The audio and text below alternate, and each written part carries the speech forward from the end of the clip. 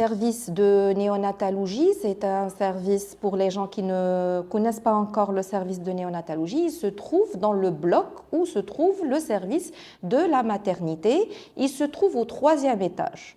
Donc, ce service, il a son AIM depuis 2015 et il possède plusieurs activités. Donc, je vais citer les activités depuis mon installation. Donc, on a réalisé l'ouverture de l'hôpital du jour concernant la prise en charge du nouveau-né et qui est ouvert à H24, c'est-à-dire l'activité ne s'arrête pas pendant toute la journée, bien sûr, avec une organisation selon des équipes de la garde.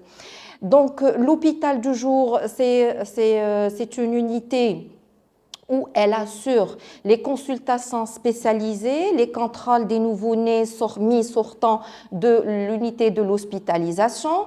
Il assure les tris concernant les urgences médico-chirurgicales des nouveau-nés, d'accord? Et bien sûr, on assure une activité très importante, c'est les soins spécifiques et non spécifiques du nouveau-né. Je vais expliquer ça et le détailler.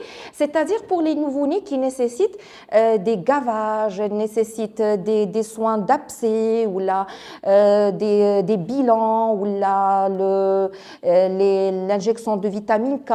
Donc tout ça, on l'assure en hôpital du jour. On assure aussi l'éducation des mamans. Les mamans qui ne connaissent pas comment prendre en charge un nouveau-né prématuré. Donc, on fait l'éducation de ces mamans, on fait l'éducation des mamans qui ne savent pas que l'allaitement maternel est très important et qu'il est le lait essentiel pour son nouveau-né. Donc, on explique tout ça avec un programme, bien sûr, périodique, d'accord?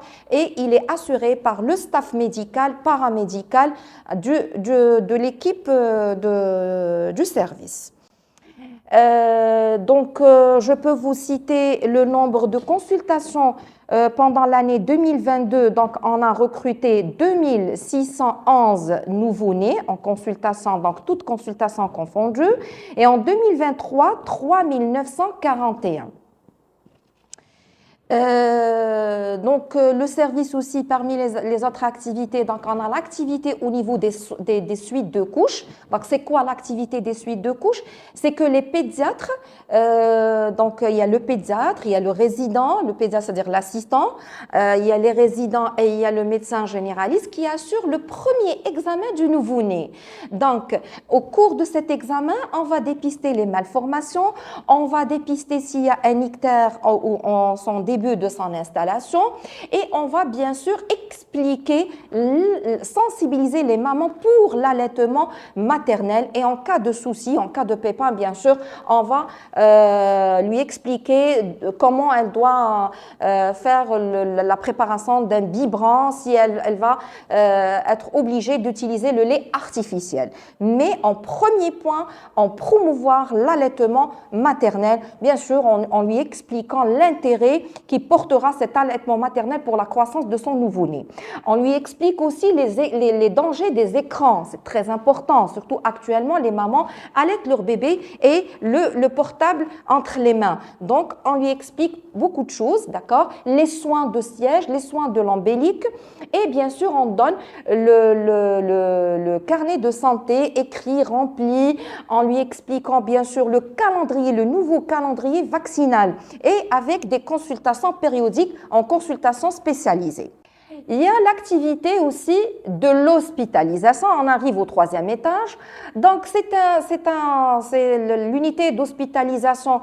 On assure les soins généraux et les soins intensifs avec la prise en charge du nouveau-né prématuré. Le nouveau-né prématuré, c'est une entité à part. C'est-à-dire, c'est le khuddaj. نعيطولو باللغة العربية الخدج يعني هذا le nouveau-né ما كملش التكوين تاعو في لا كوفوز ناتوريل نتاع لا مامان داكور دونك الام حاجه كبيره وروعه. الله سبحانه وتعالى عطاها اون كوفوز ناتوريل وعطى لها مصنع تاع الحليب. يعني الام كي تجيب الطفل نتاعها راها تكمل له الاشهر نتاعو عندها في الوتيروس نتاعها، ومن بعد اون فوا يخرج عنده الحليب تاعو اللي نورمالمون au moins pendant les 6 premiers mois au moins.